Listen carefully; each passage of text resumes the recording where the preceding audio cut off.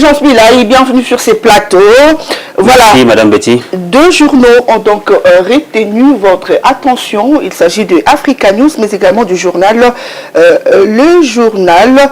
On commence par Africa News qui titre dans sa page numéro 6, Sama préside le deuxième axe sur les technologies moderne. Qu'en est-il, Fulgence Milaï? Merci Madame Betty. Il faut retenir que le journal Africa News a écrit dans sa page numéro 6, comme vous l'avez titré, c'est à l'issue du forum des dialogues parlementaires Sud-Sud où le président du Sénat, Sama Lukonde, répond les chefs de l'État, où il a eu à présider sur le deuxième axe sur les technologies modernes, et il faut ajouter intelligence artificielle. Cette deuxième journée du Forum international de l'association des Sénats, Choura et Conseil équivalent d'Afrique et du monde arabe a été présidée par les speakers du Sénat de la RDC, Jean-Michel Sama Lukonde.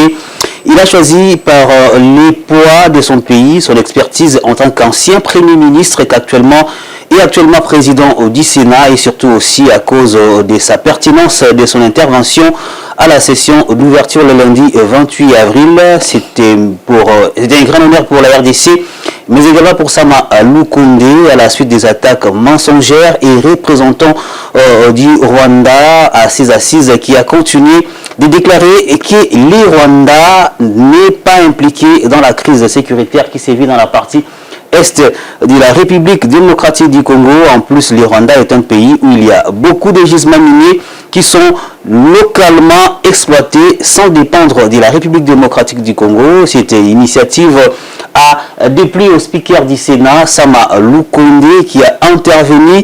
Et le sénateur Faustin Iluanga également a pris la parole pour démontrer noir sur blanc que les gisements que le Rwanda exploite est bel et bien les gisements miniers qui appartient à la République démocratique du Congo.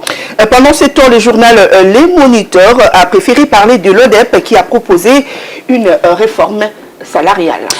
C'est arrivé, c'était avant-hier qu'il est communiqué, c'est un communiqué de presque 12 pages signé par le professeur Florimond Mouteba qui a parlé, qui a derrière formulé plusieurs recommandations sur les histoires des dépenses publiques en RDC. Cette fois-ci, c'était pour proposer une réforme salariale pour limiter le salaire, notamment celui du président de la République, que l'ODEP estime que ça devait prévaloir à la somme de 5 000 $ par mois. Écoutez, il faut savoir que c'est dans une initiative audacieuse visant à rationaliser les dépenses publiques. L'Observatoire de la dépense publique, dirigé par les professeurs Florimond Mouteba, a récemment proposé une réforme salariale qui est majeure, en allant jusqu'à reformuler plusieurs rémunérations mensuelles du président de la République démocratique du Congo, mais aussi de plusieurs personnalités qui font état des finances publiques en RDC. Cette mesure s'inscrit dans une volonté de promouvoir l'équité salariale au sein de l'appareil de l'État et répondre aux préoccupations ou encore aux croissantes liées aux inégalités sociales,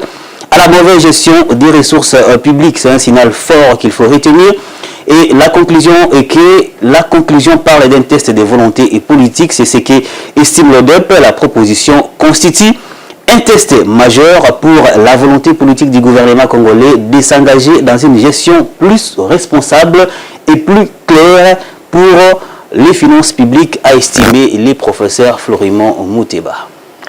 Là, c'est vraiment le professeur Florimond Mouteba. Merci à vous, Fulgence Milaï. C'est à moi de vous remercier, Madame Betty. Cette édition est donc terminée. Merci à vous de l'avoir suivi.